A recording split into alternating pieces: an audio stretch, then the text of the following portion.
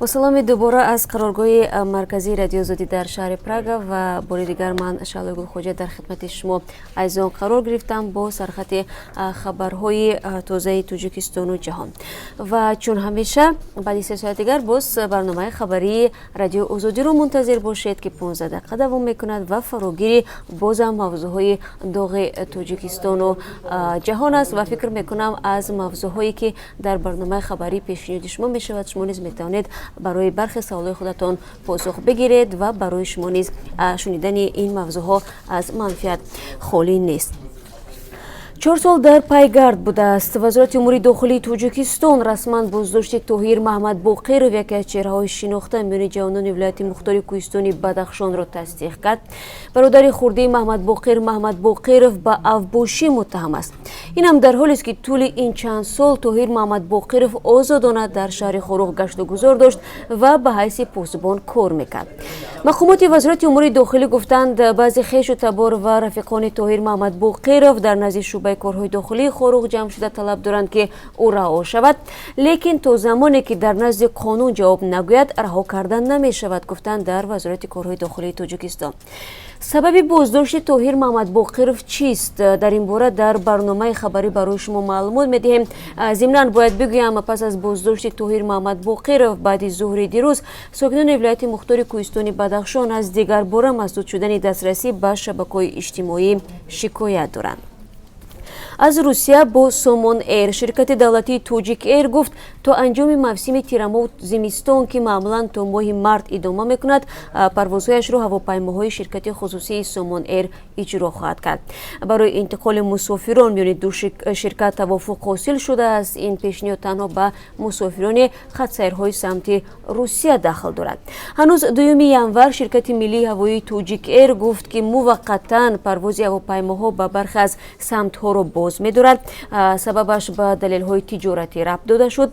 خب به نگفته نماند که یگانه شرکت دولتی هواپیمایی تاجیکستان اکثر وقت برای تأخیر در پرواز هواپیماها و همچنین صفت خدمت رسانی در مطبوعات تنقید می شود. تفصیلات این موضوع را بعد 3 ساعت دیگر برایتان در برنامه خبری ارائه خواهیم کرد.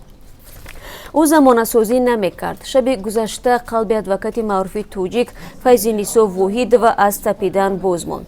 پیوندان میگویند وکیل مدافع شناخته از بیماری شمال خوردگی و یا پنیومونی رنج میکشید. نمایندگان جامعه شهروندی از فیض‌نیسا واحد و به عنوان شخص جسور و آزاداندیش یاد میآورند که اصلا تملق را دوست نمی داشت.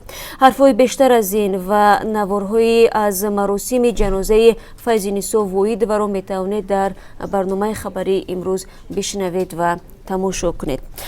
مرگ بر اثر 16 ضرب کرد بود و یا بنابر سکته مغزی. مسئولین اتفاق کسبه تاجیکستان برای پرداخت شدن جبران ضرر به خانواده پاسبان یکی از مکتب‌ها تلاش دارند و می‌خواهند دادستان کل این قضیه را دوباره بررسی کند. مسئولین این نهاد باور دارند فوت پاسبان طبق قانون به استحصالات یا به کارش وابسته است و اگر درست بررسی شود به منفعت عائله بی سر و بن مانده پاسبان مکتب انجام خواهد یافت. این پاسبان پس از 8 ماه کاری در مکتب مورد حمله قرار گرفته و 16 زخم کرد برداشته بود. طبق کدکس مهنت هنگامی فوت کارمند در استحصالات یا جای کار بر علاوه به کمک پولی فرزندان او باید به اندازه 60 ماه کاری کارمند به خانواده‌اش کمک پولی یک دفعه پرداخت شود. اما چرا مسئولین از دادن جبران پولی سرپیچی میکنند؟ این یکی از موضوع دیگر گزارش‌های برنامه امروزی ماست. به پرزیدنت گفتنی‌های زیاد دارم. کارگردان معروف توجیک که چند سال این جانب در قزاقستان و قرقیزستان کار و زندگی داشت اخیراً به تاجیکستان برگشت.